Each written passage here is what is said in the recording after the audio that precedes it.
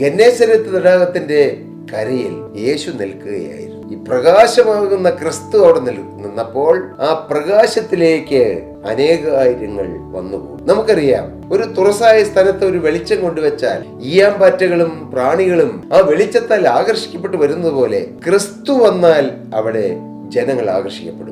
ഇതുപോലെ തന്നെയാണ് അന്ന് നൂറ്റാണ്ടുകൾക്ക് മുമ്പ് യേശുക്രിസ്തു ഗന്നേസരത്ത് തടാകത്തിന്റെ അരികിൽ വന്നപ്പോൾ ജനം ആകർഷിക്കപ്പെട്ടതുപോലെ തന്നെ നാം ഈ തലമുറയിൽ ക്രിസ്തു ഉള്ളവരായി നിന്നാൽ, യേശുവിന്റെ ഭാവത്തോടെ നിന്നാൽ, യേശുവിന്റെ സ്നേഹത്തോടെ നിന്നാൽ, യേശുവിന്റെ വിശുദ്ധിയോടെ നിന്നാൽ അനേകർ ആകർഷിക്കപ്പെടും. അതിന് വലിയ കഠിനാധ്വാനം ഒന്നും ചെയ്യണ്ട.